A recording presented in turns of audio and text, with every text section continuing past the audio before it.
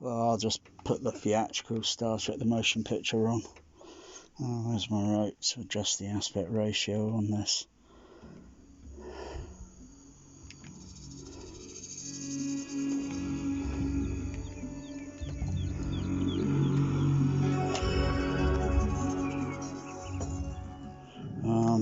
Oh, got to do a few other changes before adjusting aspect ratio. This is why it takes sometimes a team of projectionists.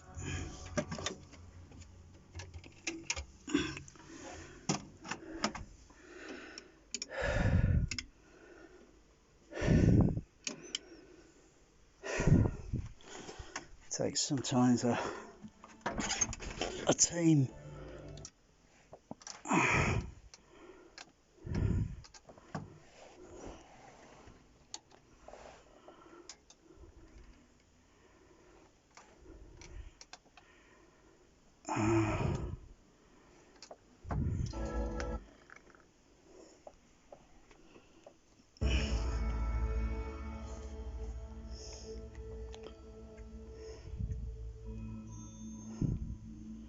So I've just got to adjust the aspect ratio because it's not 16:9, so I've got to stretch the image.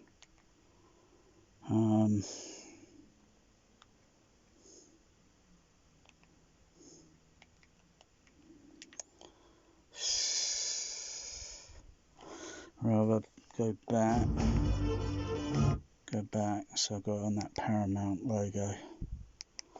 Paramount Man, nice bit of scratch marks on it. Oh, I like that. It's all part of the action. Zoom. All direction.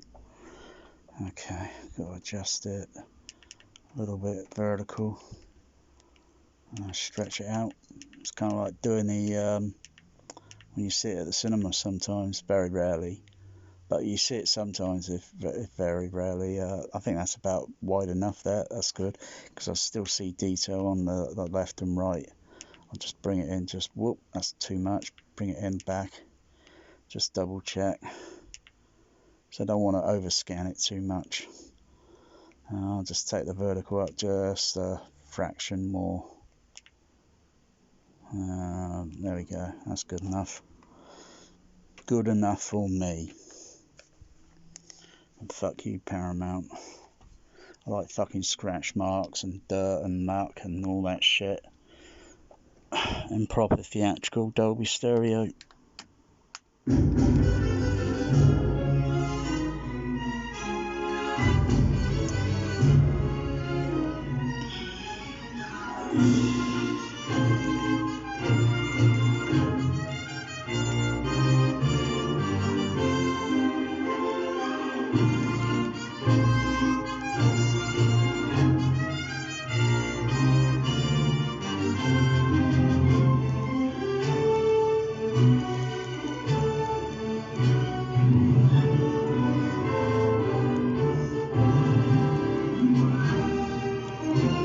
Take that level down a bit.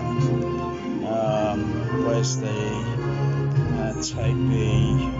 bring the hue up back to 0. Just had it on another movie last night. Check the where is it? Sharpness adjustment. Take the chroma level down so I don't get any of that rainbow effect, because there is a bit of rainbow effect. If I lower the chroma, I can minimize it.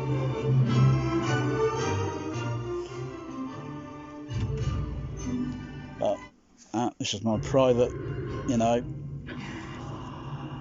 same colours, might be a bit shabby, still need to bring up that aspect ratio up on the vertical a little bit.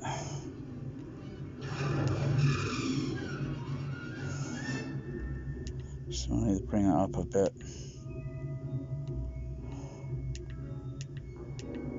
And go over there.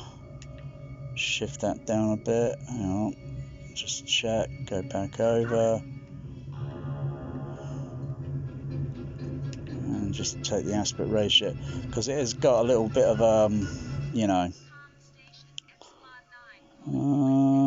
think getting a little bit too stretched there. See, it's best to look for something that's got like a circle. And if the circle looks a bit like an egg shape sort of thing, then it needs to be readjusted until it's a circle.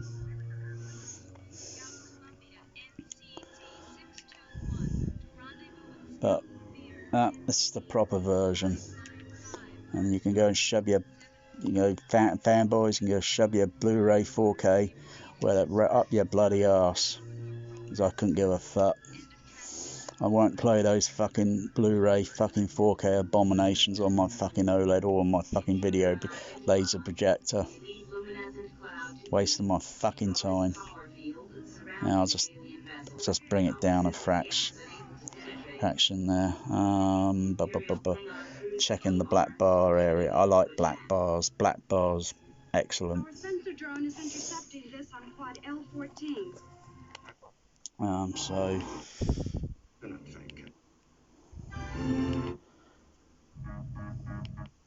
So if I go to that other scene, we're on the bridge. I've got to back up. The chapters on this are kind of automatically placed on the disc when just randomly, that is. Ready? Program set for standard warp entry. So listen to that sound again. I'll turn up faded. Don't hear Mr. Scott like in an echo chamber. Every minute brings that object closer to Earth. Engineering, stand by for warp drive. Captain, we need further warp simulation on the flow sensors. Engineer, we need warp speed. That's how it's supposed to sound. That's how it's supposed to sound. Not like going for a cheap Tandy radio realistic frickin' echo chamber.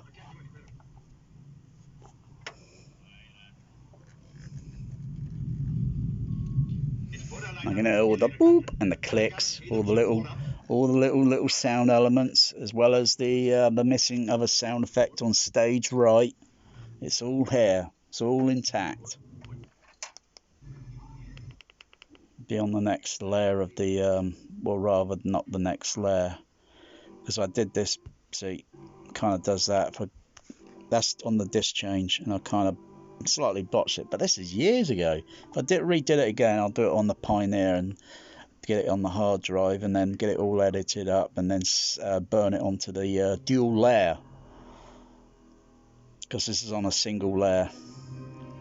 I've got two movies on it. I've got Brainstorm on it at the end, the Laserdisc version with the kind of rubbish aspect ratio.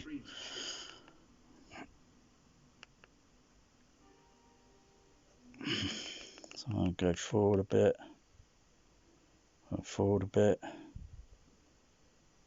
and hold.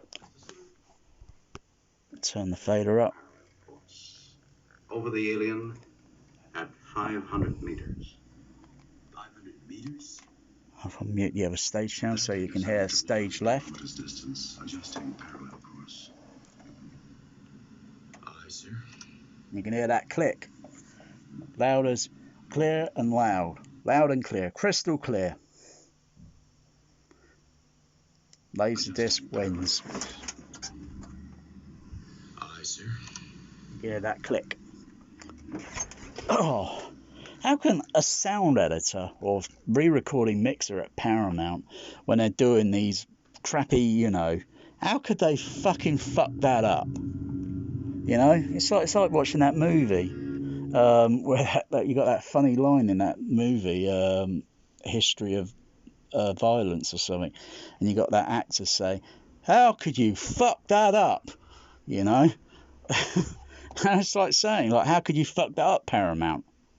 Not once, not twice, not 3 times. Fucking hell. It's incompetence. Incompetence.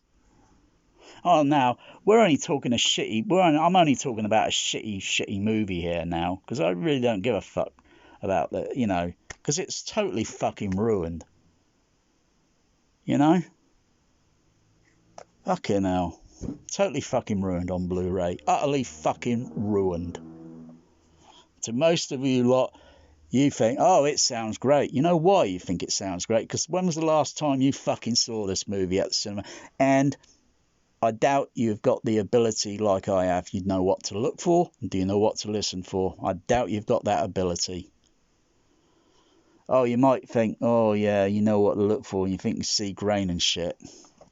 This might have had a slight DNR process done to it, but it does have problems with pixels because it's on a disc, DVD-RW, and if I did it and it's at not at a normal sort of recording rate, it's at a long play rate, so it minimizes the maximum capability of the storage on the disc. So if I do it again, I'm just going to burn it literally onto one single dual layered disc. But still, picture even on this, it still looks pretty damn good. Theatrical mix, hey, fucking hell, that's what we want, the theatrical mix, not a fucking remix. There are still slight problems with some of the effects or some of the lighting because of the contrast ratio. TVs or films, when they're put on the disc, they usually have a high contrast ratio. John Carpenter, the director, pointed that out in the audio commentary on The Thing, if you listen to it, and he says usually it shows a more contrast ratio than what you would see normally at cinema, because video does that sort of thing. And what you sort of got to do is minimize some of that, so you try to get film to look like film, I do see big blotches of pixels occasionally now and then on very bright sort of scenes, and this color here in the background is not what you're seeing because the camera is making an error. If I move in a bit closer, there you go, that's how it's supposed to be, because of that the video camera on the can't work it out, the ISO and all that shit. And if I move it back,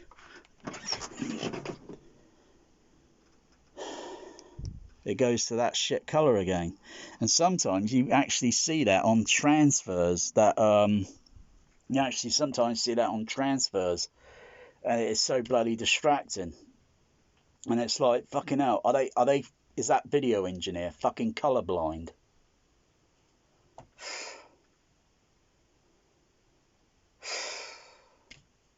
I can see, some of all the shitty screen captures that have been posted up today on YouTube, and a lot of it is just bullshit. Mostly some of these people probably are insiders and work for the fucking studio, and they're trying to fucking give it that sort of shit. And it's just bullshit. It's fake fucking grain. Any way you fucking slice it, it's fucking fake fucking grain and fucking bullshit. Deceiving fucking deception fucking bullshit. If you want the fucking theatrical, just get the fucking Laserdisc and be happy. Fuck's sakes. It's too bad they didn't do this, redo this, and they maybe say AC3 and get the 70mm version or the 6-track. Yeah. Because all the other 35, all the rest were just 35mm release prints.